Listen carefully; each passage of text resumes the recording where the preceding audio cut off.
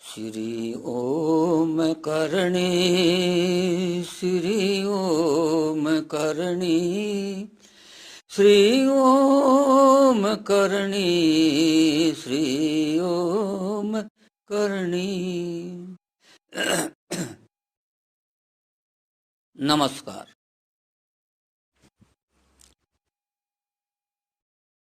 अपनी वार्ता का प्रसंग है तत्काल मुक्ति। तत्काल शब्द बड़ा पॉपुलर है, आप लोग सब जानते हैं। तो वही शब्द मैंने चूज किया, पसंद आया मेरे को, तत्काल मुक्ति। लेकिन रेलवे का टिकट लेते हो तो आवश्यक, यह अनिवार्य नहीं है कि हर व्यक्ति को तत्काल में टिकट मिल ही जाएगा। लेकिन हमारे यहाँ भंडार इतना भरा पड़ा है, जो चाहेगा उसी की तत्काल मुक्ति हो जाएगी। भाई चाहो तो सही, चाह तो कर लो, पक्की चाह कर लो, दृढ़ निश्चय कर लो कि यह अंतिम जन्म है। तत्काल मुक्ति रोक नहीं सकते कोई, बस निश्चय करना है आपको। तो इसके अंदर जो बाधा आ रही है, आती रही है जन्म जन्मांतर से, वो अज्ञानता है। ये मैंने पहले आपको बताया भी। यदि वो अज्ञानता छूट जाए और ज्ञान प्राप्त हो जाए तो तत्काल मुक्ति हो जाएगी। ज्ञान प्राप्त होने के लिए मैंने आपको कुछ बात बताई। भाई आप ये कह दो कि हम प्रभु की, इसको स्वीकार कर लो, हम प्रभु की शरण में हैं, बस हो गया काम अपना। बाकी सारा काम तो अगला अगला जाने भाई। जिसकी शरण में गए हैं, गए नहीं हैं, ये जान गए। थे तो हमेशा ही उसकी शरण में, लेकिन पहले पता नहीं था। अब हमको पता लग गया कि हम उसकी शरण में हैं, प्रभु की शरण में हैं, हमारे इष्ट की शरण में हैं। लेकिन इसमें कभी कभी क्या है कि शंका संदेह बना रहता है। भाई देखो, बात तो ठीक लगती है, लेकिन अभी ऐसा भी हो सकता है क्या? बस गए काम से। संशय आत्मा विनश्यति, भगवान ने कहा है। ये संशय कैसे जाए, ये संशय मिटने का तरीका क्या है? तो मैं आपको ज्ञान की मां के पास ले चलता हूं। ज्ञान की मां कौन है? बस ज्ञान की मां को पकड़ लो, फिर संशय मिट जाएगा आपका। तो देखो, ज्ञान की मां को पकड़ने के लिए हमें श्रीमद् भागवत के पास जाना पड़ेगा। व्यास जी ने 18 पुराण लिखे हैं, उसमें केवल यह पुराण जो श्रीमद् भागवत है, इसको महापुराण कहा गया है, क्योंकि इस महापुराण में ऐसी शक्ति भर दी भगवान कृष्ण ने। जाते जाते कह दिया कि भाई देखो, यहां तो मैं खुद ही रहूंगा। यानी भागवत में प्रभु खुद हैं और श्रीमद् भगवत गीता में प्रभु की वाणी है। ये दोनों में फर्क है। तो प्रभु जब ये कह रहे हैं कि भागवत में मैं खुद रहूंगा, तो विश्वास करो भाई, वास्तव में भागवत जहां हो रही है, प्रभु खुद स्वयं मौजूद रहते हैं, वहां पर यह विश्वास करो। तो भागवत में शुरू में इसके महात्म्य के संबंध में, प्रसंग में एक बात आई है कि भक्ति के दो पुत्र हैं, ज्ञान और वैराग्य। उनमें से ज्ञान और वैराग्य दोनों मूर्छित पड़े हुए हैं वृंदावन में।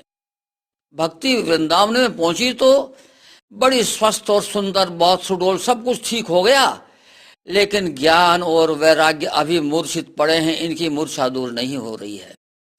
लेकिन भक्ति के प्रयासों से यह सब संभव हो गया कि ज्ञान और वैराग्य वापस यंग, युवा, सुंदर, बहुत बढ़िया हो गए। इसका पूरा प्रसंग आपको पढ़ना हो तो श्रीमद् भागवत का महात्म्य वाला प्रसंग पढ़ लीजिए। प्रारंभ में ही है, पुस्तक के प्रारंभ में ही। तो ज्ञान और वैराग्य ये दो बेटे भक्ति के हैं। तो यदि हम चाहें कि भाई ये हमारी शंका दूर हो, ये शंका दूर नहीं हो रही है कि ऐसा संभव है क्या कि तत्काल मुक्ति हो जाए। तो दूर होने के लिए फिर भाई भक्ति का मार्ग पकड़ लो तो ज्ञान जागृत हो जाएगा।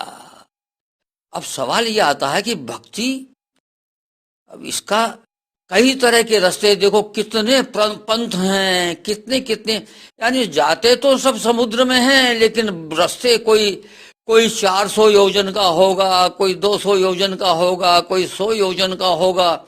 भाई हमको कोई छोटा, इसका भी कोई शॉर्टकट बता दे, बड़ा कोई आसान सा तरीका बता दे भक्ति का, तो आनंद आ जाए।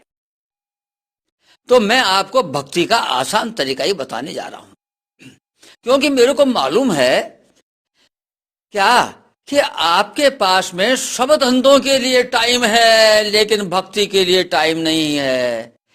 भैया मेरे को आपकी भक्ति के लिए आपके व्यस्त समय में समय ढूंढना है, निकालना है, और मेरे पास तो हमेशा ही टाइम रहता है निकालने के लिए, निकाल लिया मैंने टाइम। आपका जो टाइम वेस्ट जा रहा है वो वेस्ट टाइम मेरे को दे दो, और कुछ नहीं चाहिए। जो टाइम आप किसी काम में नहीं लेते वो वेस्ट टाइम तो आप दे ही सकते हो ना। तो क्या करें भाई, इसके लिए देखो भक्ति के संबंध में कहा गया है, देखो सतयुग था ना, तो ध्यान योग के द्वारा भक्ति होती थी। वहां क्या था कि उस समय लोगों की आयु लाखों और करोड़ों वर्षों में होती थी। तो ध्यान लगा लिया, समाधि लग गई। अब गए वर्षों की, भगवान शंकर ने 80,000 वर्ष तक तपस्या की, किसी ने कितने हजार वर्ष तक, मतलब ये सामान्य बात थी। हमको इस समय ये अटपटा इसलिए लग रहा है, अद्भुत इसलिए लग रहा है कि हमारी आयु तो 60, 70, 80, 90, ओहो 100 हो जाए तो बहुत बड़ी बात भाई, गजब कर दिया। तो भाई वो सतयुग था, और श्वास यानी प्राण जो रहते थे वो हड्डियों में रहते थे। जब तक हड्डी समाप्त नहीं हो जाए तब तक प्राण नहीं जाएंगे। इसलिए न खाने की आवश्यकता, न पीने की आवश्यकता, न श्वास लेने की आवश्यकता, बस लग गए समाधि में। तो अब यह कलयुग में कोई ध्यान योग करने की कोशिश करे तो वो केवल लकीर ही पीटेगा। ध्यान योग सिद्ध नहीं हो सकता कलयुग में, और सिद्ध हो गया तो पता नहीं उसका रिजल्ट क्या होगा, समाधि लग जाएगी, उसको पता ही नहीं होगा, और लोग बाग उसको मरा हुआ समझ के जला भी दे, भाई कोई आश्चर्य की बात नहीं है। जमीन में गाड़ भी दे, कोई आश्चर्य की बात नहीं है। इसलिए कलयुग में वह ठीक नहीं है, कलयुग के अनुकूल बात नहीं है वो। फिर आया भाई त्रेतायुग। त्रेतायुग में भक्ति का प्रकार था यज्ञ हवन, कई तरह के वाजपेयी यज्ञ, अश्वमेध यज्ञ, राजसूय यज्ञ, यानी कई प्रकार के ये सब भक्ति के प्रकार थे। इस यज्ञ के द्वारा उस यज्ञ मूर्ति प्रभु की आराधना की जाती थी। ये त्रेता युग में होता था।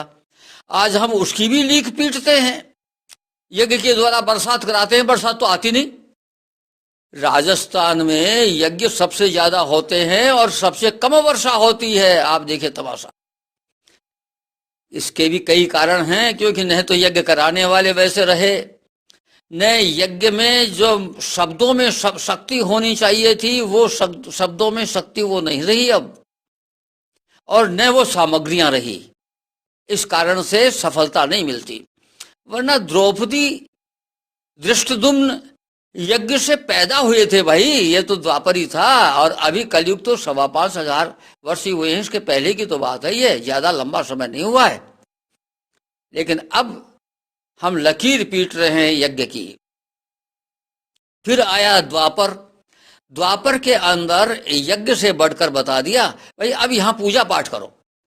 तो भगवान की मूर्ति की स्थापना कर ली, अब हम पूजा पाठ कर रहे हैं। ये द्वापर का था, हम उसको भी नहीं छोड़ रहे हैं। और कलयुग आया यार, भगवान ने इतना आसान काम कर दिया, भैया तुमको इन सब बखेड़ों की जरूरत नहीं है। ये सब बखेड़े तुम पालन करना चाहो तुम्हारी मर्जी, हम मना नहीं करते, ये बुरे नहीं है। लेकिन क्या है एनर्जी समय ज्यादा खर्च होगा, कमाई कम होगी। भाई ये जमाना तो प्रॉफिट मैक्सिमाइजेशन का है, यानी कम खर्च में ज्यादा कमाई हो, समय और शक्ति कम खर्च हो और कमाई खूब ढेरों हो, ऐसा जमाना है। और ईमानदारी की कमाई हो वो ढेरों में। इसलिए भगवान ने कहा कलयुग में छूट दे दी कि भाई यहां तो केवल आप नाम जप ही करो, बेड़ा पार हो जाएगा। अब आपकी मर्जी की बात है, इस आसान काम को छोड़ करके आप पूजा पाठ में बैठते हो, 1 घंटा, पौन घंटा, 1.5 घंटा, कभी उसका पाठ किया, कभी उसका पाठ किया, कभी उसका पाठ किया। अरे भैया यह आपकी मर्जी की बात है। भगवान तो आपको कहते नहीं, वो तो कहते हैं भाई तुम 1.5 घंटे में ये किया ना, 1.5 घंटे के अंदर भैया 1 घंटे में लगभग 40 माला हो जाए। 40 का मतलब लगभग 4,000 जप हो जाए, तो 1.5 घंटे में तो 6,000 जप हो गए। और यदि बहुत जल्दी रफ्तार से करो तो 1 घंटे में 15 से 18,000 जप हो सकते हैं।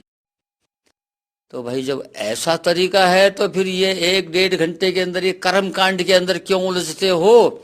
उलझो भैया, आपका मन इसमें लगा हुआ तो लगे रहे। तो ये भक्ति तो है, इसमें दो राय नहीं, भक्ति तो है, लेकिन कम समय में ज्यादा कमाई वाली भक्ति नहीं है। ये बहुत ढेरों समय में अल्प कमाई वाली भक्ति है। अब आपकी मर्जी है, आप लगे रहो भैया, हमें कोई आपत्ति नहीं है, इसमें लगे रहो। लेकिन एक काम तो करो भैया, जब आप इस कर्म कांड में चल रहे हो और आपकी जीभ ठाली है तो जीभ को चालू रखो ना, ये कर्मकांड भी करते रहो, भगवान के गंगा जल भी चढ़ाते रहो, चंदन तिलक भी करते रहो, पुष्प भी चढ़ाते रहो, ये सारे काम करते रहो, लेकिन जीभ को जप में लगाए रखो बस, तो दोनों काम हो जाएंगे आपके। तो मेरा केवल काम आपको कहने का यह है कि कलयुग में केवल नाम जप से बेड़ा पार हो जाएगा। अब प्रश्न ये आता है कि नाम किसका जपें? बड़ी मुश्किल है भाई। राधे राधे करें, जय श्री कृष्ण जय श्री कृष्ण जय श्री कृष्ण करें, राम राम करें, हरि हरि हरि ओम तत्सत हरि ओम तत्सत, हरि शरणम करें, नारायण नारायण करें, कौन सा नाम जपें? दिमाग खराब हो रहा भाई। इनमें कोई सबसे ज्यादा ताकतवर भी है क्या?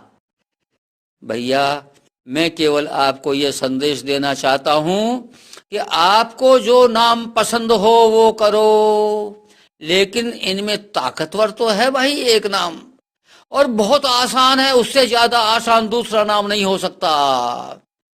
कुछ तो समझ गए लोग, आप लोग। वो बहुत ही आसान है बोलना, और उसको जीभ पे रखना बड़ा आसान है। और कैसी ही बीमारी यानी लकवा भी आ जाए ना जीभ पर, तो अभी वो चलता रहता है, चल सकता है, ऐसा आसान नाम है। और वो सबसे ज्यादा ताकतवर है। कैसे सबसे ज्यादा ताकतवर है, इसकी मैं कुछ आपको प्रमाण दूंगा। तो वो नाम है राम राम राम राम राम राम राम राम। संख्या बढ़ानी है, जीभ थाली न रहे, आवाज बाहर न निकले, होठों को तो बंद रखो और अंदर से चलने दो, राम राम राम राम राम राम राम राम राम राम राम राम राम, ऐसी रफ्तार लगाओ कि कौन सी मेल चल रही है भैया। ये तो बहुत ही कोई राजधानी से भी ऊंची, ये तो सुपर फास्ट से भी कोई अति सुपर फास्ट ट्रेन आ गई है। राम राम राम राम राम राम राम, ऐसी राम राम की हमको संख्या करनी है। जितनी संख्या हो जाएगी उतनी ही जल्दी बेड़ा पार। आदत डालो, टीवी देखो ना, कोई दिक्कत नहीं, सारे काम करते रहो आप संसार के, लेकिन जब जीभ थाली रहे तो इस थाली जीभ को राम राम में लगा दो।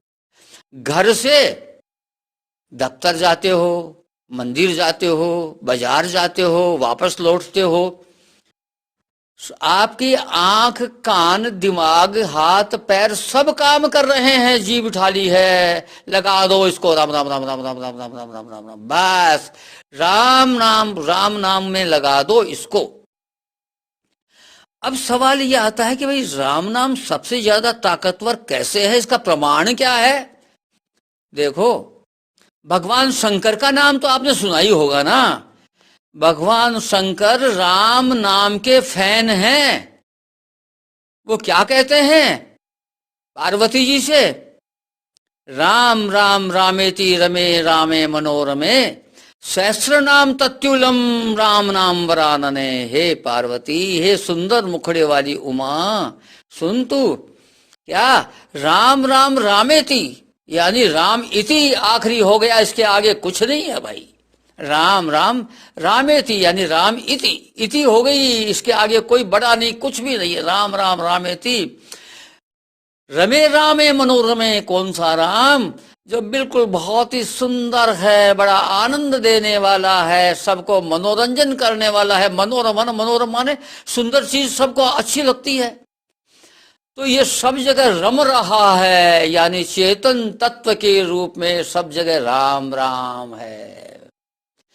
तो कह रहे हैं राम नाम वरानने सहस्र नाम तत्यूलम राम नाम। एक कहते हैं कि एक राम का नाम दूसरे 1000 नामों के बराबर है।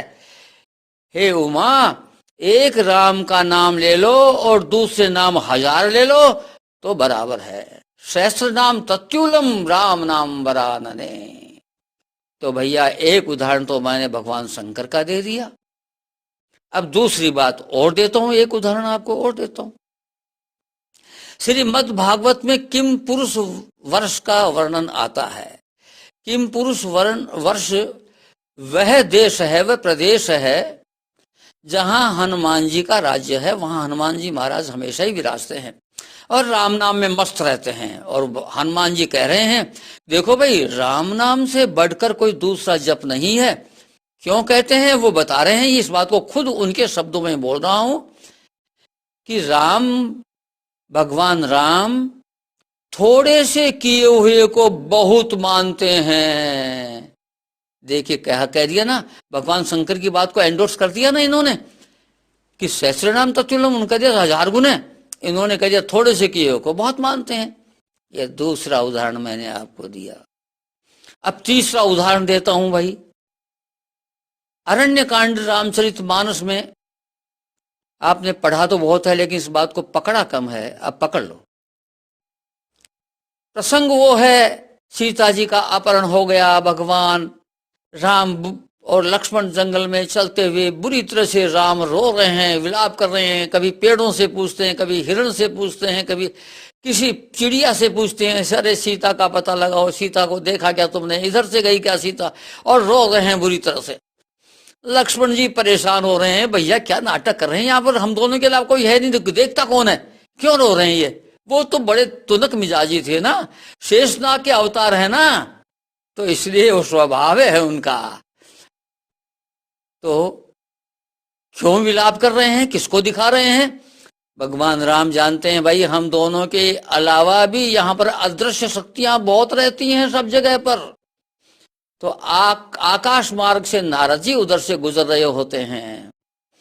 नारद जी ने देखा, अरे मेरे प्रभु इस तरह से विलाप कर रहे हैं, रो रहे हैं, और पत्नी का अपहरण हो गया। अरे राम राम राम राम राम, मैंने मेरे प्रभु को शाप दिया था, उस शाप के कारण से आज इतना कष्ट उठाना पड़ रहा है, मैं जाऊं उनसे माफी मांगू? नारद जी उतर के आते हैं, प्रभु से कहते हैं कि प्रभु मुझसे गलती हो गई, अब वो शाप वापस भी नहीं हो सकता, मेरे को पता नहीं था प्रभु आपको इतना कष्ट उठाना पड़ेगा। तो प्रभु इतने दयालु होते हैं, उनके लिए क्या कष्ट है, क्या आराम है, लेकिन वो भक्त का कष्ट नहीं देख सकते। तो नारद जी जब इतने दुखी हुए तो भगवान राम के आंखों में आंसू बह रहे हैं और चेहरे पर मुस्कान आ गई। अरे नारद, अरे पगले, अरे मैं कहाँ दुखी हूं, अरे ये तो मैं लीला कर रहा हूं।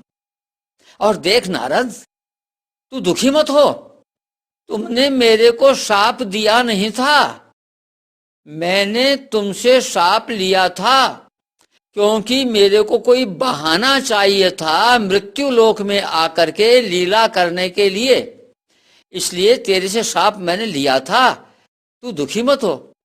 तो नारद जी बड़े खुश हो गए, प्रसन्न हो गए। अरे अरे अरे, मैं तो समझ रहा था कि मेरे प्रभु बड़े दुखी हैं और ये तो बड़े प्रसन्न हैं। तो जब भगवान प्रसन्न है तो नारद जी ने देखा ये बड़ा अच्छा मौका है, इनसे एक वरदान मांग लो। तो नारद जी कहते हैं प्रभु से, प्रभु आपकी कृपा बहुत है मुझ पर, मुझे एक वरदान दीजिए प्रभु। तो भगवान राम कहते हैं कि अरे नारद, तुम मांगे सो तेरे को दूं, बोल क्या चाहता है, तो क्या मांगता है, मांग मांग मांग। तो नारद जी कहते हैं कि प्रभु, यद्यपि प्रभु के नाम अनेका, श्रुति कहें अधिक एक तय एका। भगवान आपके नाम तो बहुत हैं, प्रभु के नाम अनेका, और वेद कहते हैं कि ये उससे बढ़कर है, ये उससे बढ़कर है, ये सबसे बढ़कर है। तो सबसे बढ़कर कभी तो शिव जी को बता देते हैं, कभी कहते हैं सबसे बढ़कर विष्णु है, कभी कहते हैं सबसे बढ़कर नारायण है, कभी कहते हैं सबसे बढ़कर दुर्गा है। तो हमारा तो माथा खराब हो रहा है, एक ही आदमी वेद व्यास जी ने अलग अलग जगह पर अलग अलग बात कह दी, तो इनमें सबसे बढ़कर भाई किसको माने महाराज, माथा खराब हो रहा है। तो मेरे को वरदान ये दीजिए, क्या राम सकल नामन ते अधिका, हो ही नाथ अग खग गन बधिका। प्रभु प्रभु राम नाम को इन सब नामों से बढ़कर कर दीजिए, और प्रभु उसमें पाप रूपी पक्षी समूह को भस्म करने की शक्ति भर दीजिए। भगवान तो प्रसन्न थे ही, उन्होंने कह दिया, एव मस्तु मुनि सन कहूं कृपा सिंधु रघुनाथ। तब नारद मुनि हर्षति प्रभु पद नायहु मात। उन्होंने तथास्तु कह दिया। तब नारद जी प्रसन्न होकर उनके चरणों पड़ गए। इस प्रकार से नारद जी को वरदान मिला हुआ है कि राम सकल नामन ते अधिका, राम नाम सब नामों से बड़ा होगा। यह उदाहरण आपको ये दे दिया। अब आपको तुलसीदास जी की बात भी कह दूं, क्यों कलयुग के अंदर राम भक्त उनके बराबर कोई दूसरा आज तक तो हुआ नहीं भाई, कल की कौन जाने। एक बात और ध्यान रखो, भगवान ने भक्त को हमेशा ही अपने से बड़ा माना है। इसलिए तुलसीदास जी जो बात कहेंगे भगवान की ताकत नहीं, उस बात को नकार दें। भगवान को तुलसीदास जी की कही हुई बात माननी ही पड़ेगी, कोई उपाय नहीं उनके पास में। खुद की बात भले ही पिट जाए, लेकिन भक्त की बात नहीं पिटने देंगे। विश्व पितामह की बात को नहीं पिटने देंगे। खुद को चाहे अपनी प्रतिज्ञा तोड़ करके शस्त्र ही क्यों न उठाना पड़े। तो ये ध्यान में रखने की बात है। तो तुलसीदास जी क्या कह रहे हैं भाई, तुलसीदास जी ने 126 वर्ष शरीर धारण किया। जब जाने लगे तो संत मंडली पास में थी, तो कहते हैं अरे भाई अब तुलसी जा रहा है, एक तुलसी का पत्ता मुंह में रख दो। हम बोले महाराज, संत मंडली होती, महाराज ये क्या अचानक ही। बोले भाई हमारे सारे काम पूरे हो गए, अभी संसार में हमको कोई काम करना बाकी नहीं रहा, अब यहां से जाएंगे भाई। तो कहती है संत मंडली कि प्रभु आप जब जा ही रहे हैं तो जाते जाते हमको कुछ दे जाइए। तो जाते जाते मरते समय जो कहा जाता है ना, उसको अपनी लीगल टर्मिनोलॉजी में डाइंग डिक्लेरेशन कहते हैं।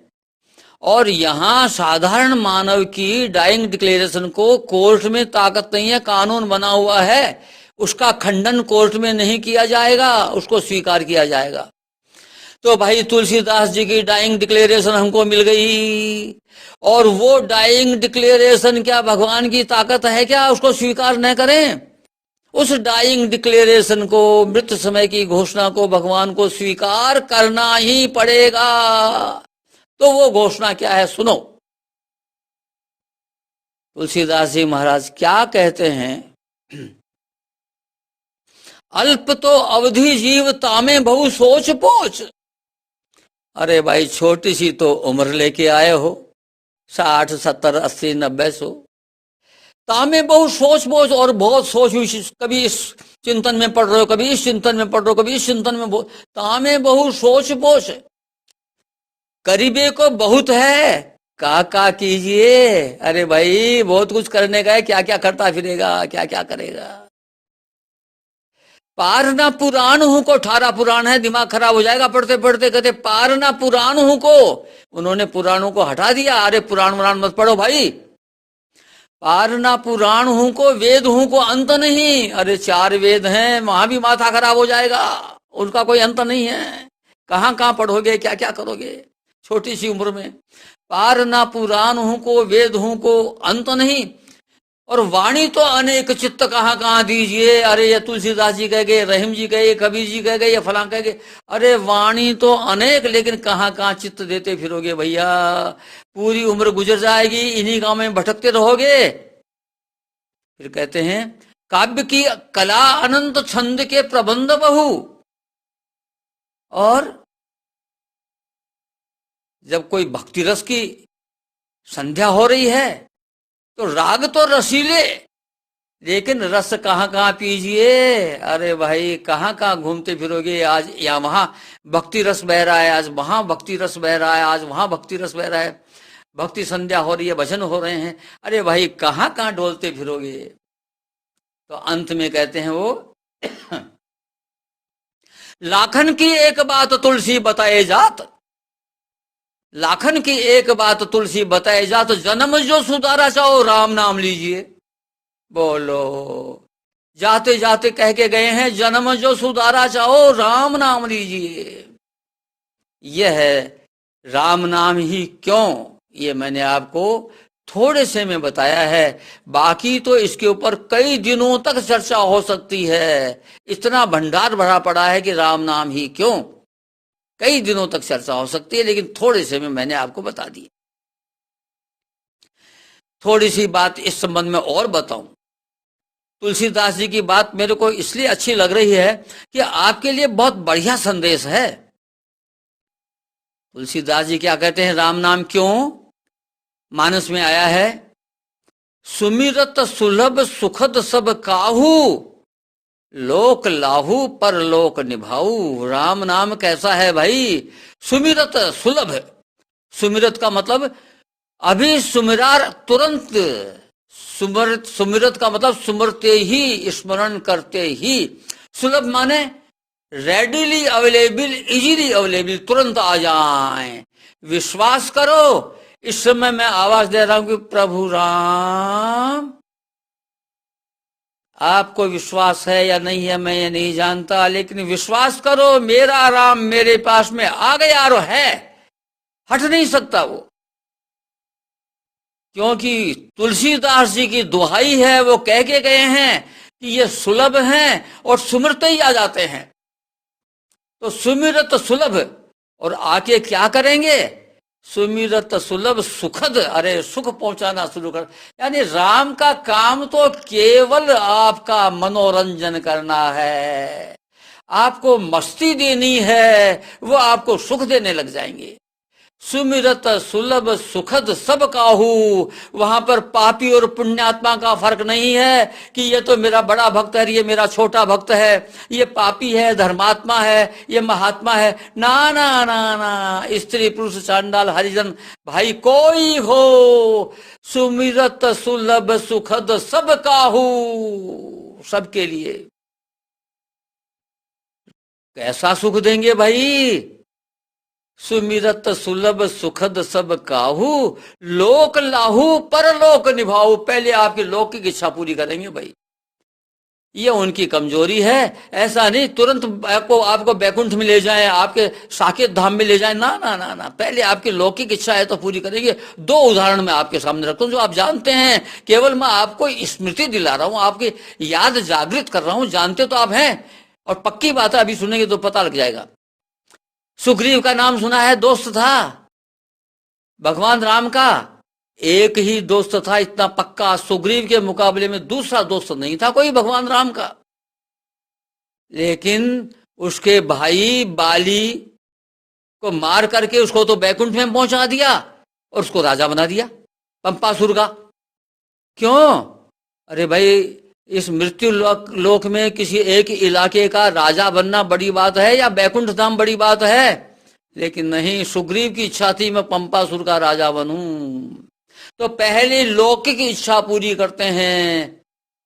इसी प्रकार से दूसरा उदाहरण विभीषण का आपके सामने है। आप जानते हैं, रावण को मार करके ले गए वैकुंठ में, अपने धाम में, साकेत धाम में, परम धाम में, और विभीषण को राजा बना दिया लंका का। विभीषण तो भक्त था, रावण तो दुश्मन था, पत्नी को हर के लाया था। लेकिन विभीषण की इच्छा थी कि मैं लंका का राजा बनूं, इसलिए भगवान क्या करते हैं, पहले करते हैं लोक लाहु, यानी लौकिक इच्छा पूरी, लौकिक लाभ, लाहु माने लाभ, लौकिक आपको लाभ देते हैं। बेटे की शादी करनी है, मकान का निर्माण करना है, बिजनेस के अंदर ये घाटा की पूर्ति करनी है, ये लौकिक इच्छाएं बहुत होती हैं भैया। तो पहले आपकी लौकिक इच्छाएं पूरी करते हैं। बोलो हो गया, बन गया ना काम आपका। लेकिन यहां रुक नहीं जाते, लोक लाहू परलोक निभाऊ, उसके बाद में परलोक ले जाते हैं, यानी अपने धाम में भी ले जाते हैं। ऐसे हैं भगवान राम, लोक लाहू परलोक निभाऊ। और समस्या ये आती है भाई, ये तो ठीक कहा आपने, चलते फिरते उठते बैठते नहाते धोते खाते पीते लेटरिन में बैठे बैठे भी समय खराब मत करो भैया। 5 मिनट 7 मिनट 10 मिनट, किसी किसी को तो आधा पौन घंटा लग जाता है। अरे भैया वो तो बहुत बढ़िया टाइम है। राम को मत छोड़ो, वहां पर राम राम राम राम राम राम चलने दो जीव को। होठ नहीं हिले, आवाज बाहर नहीं जाए, राम राम राम राम राम राम राम चलने दो। क्योंकि भगवान राम का नाम खुद गंदा नहीं होता, ये गंदगी को मिटा करके पवित्र करता है। इसलिए शंका मत करो, लेटरिन में बैठे बैठे भी राम राम करते रहो, राम राम राम राम राम राम राम राम करते रहो। अब सवाल ये आता है कि भाई मन नहीं लगता, क्या करें, बिना मन के करने से क्या फायदा? अरे भैया, बहुत से काम तुम बिना मन के करते हो। जरा मेरे को बताओ भैया, तुम रोजाना भोजन करते हो और उस भोजन में बहुत बढ़िया कभी तैयारी हुई है और आपको बड़ा रुचिकर लगा है वो भोजन, तो क्या शुरू से अंत तक खाना खाओगे तब तक उसी में रमे रहोगे, या बीच में कोई प्रसंग आ गया राजनीति का उसमें घुस जाओगे, और कोई प्रसंग आ गया उसमें घुस जाओगे और खाना चलता रहेगा? तो बिना मन के खाया हुआ सारा खाना है अब तक आपके शरीर में। मन से खाए हुए के तो कुछ क्षण होते हैं अधिकांश खाना, और उस खाए हुए शरीर से, खाने से आपका शरीर चल रहा है, आपका शरीर पुष्ट हो रहा है।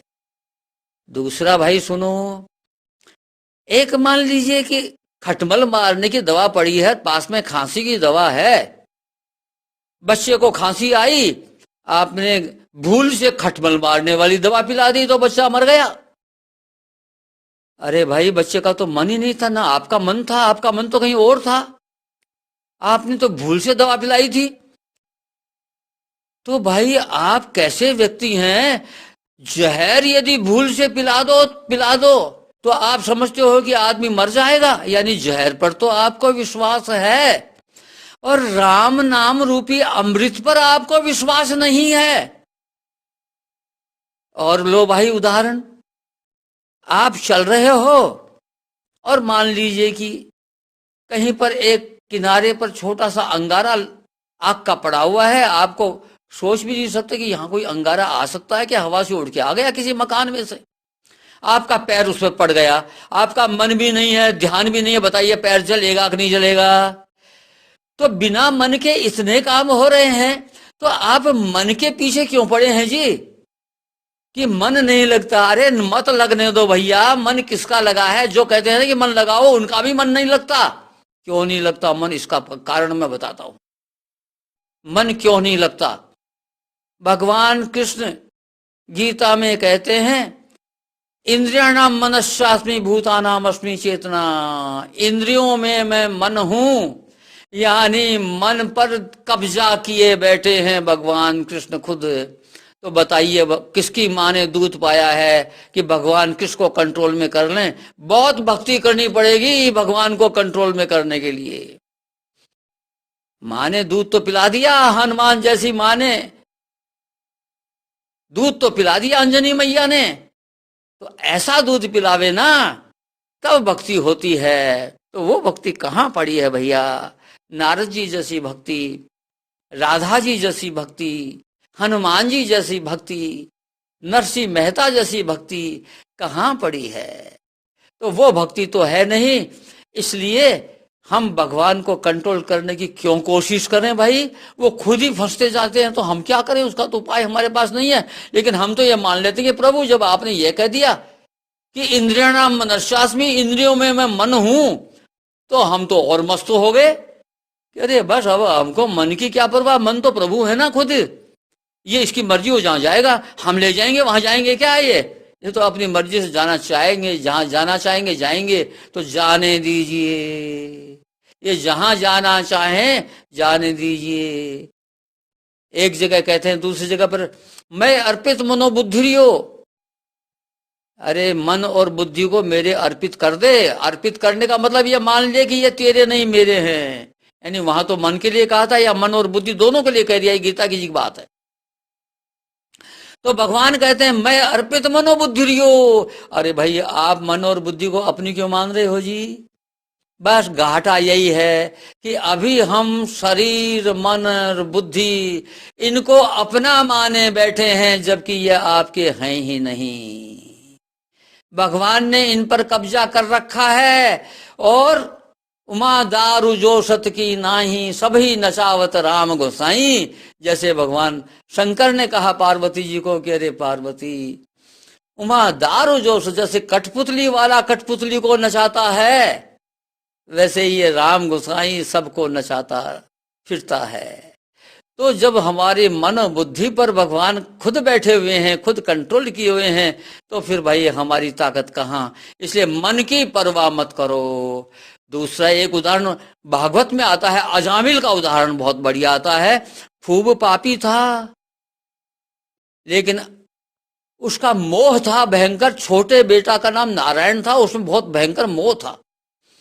तो यमराज के दूत भयंकर रूप धारण करके उस पापी अजामिल को लेने के लिए जब आए, मृत्यु के समय पर वो डर गया। और डर गया तो छोटे बेटे को आवाज दी कि नारायण। देखो जी, तो उसने आवाज किसको दी थी?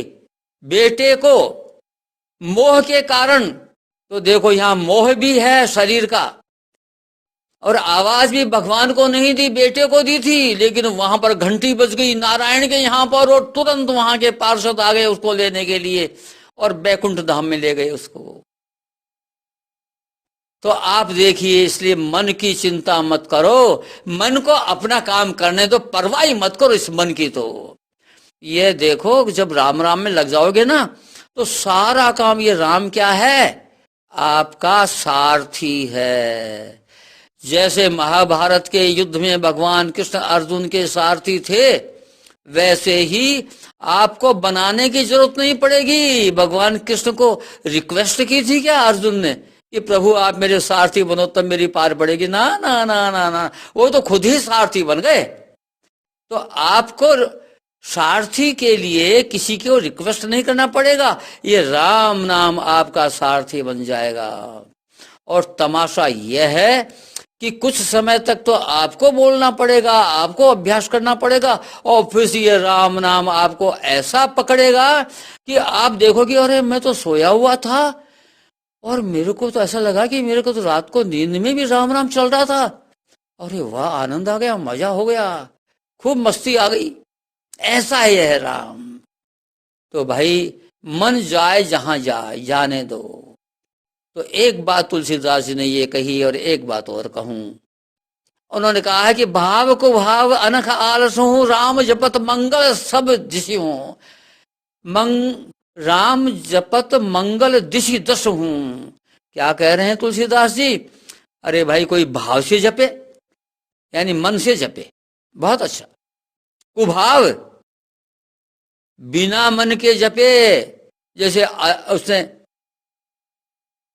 वाल्मीकि जी ने जपा था मरा मरा मरा मरा मरा मरा, राम नाम नहीं, मरा ये नाम नहीं ले सकता, मतलब मरा, अरे मरा, अरे अच्छा तो कोई बात नहीं। नारद जी कहते हैं मरा मरा ही बोल ले, हाँ ये बोल लूंगा मरा मरा, तो मरा मरा मरा मरा।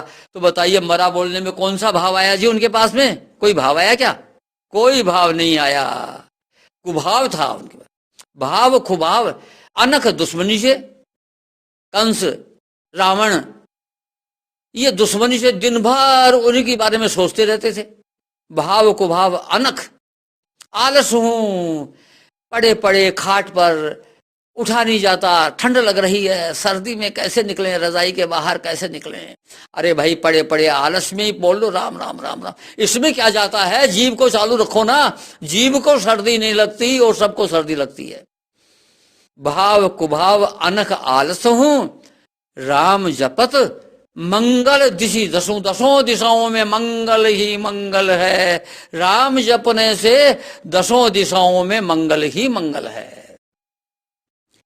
इसलिए भाई लोगों आपको बताया भक्ति करो और राम नाम को ऐसे जपो, तो उससे क्या है कि ये जो शंका बीच बीच में आती है, ये शंका बड़ी नुकसान करती है। इसलिए ये शंका खत्म हो जाएगी, आपको शंका नहीं आएगी, आपको फिर आपका विश्वास और दृढ़ हो जाएगा। इसी जन्म में पक्का कर लो इस काम को। नमस्कार।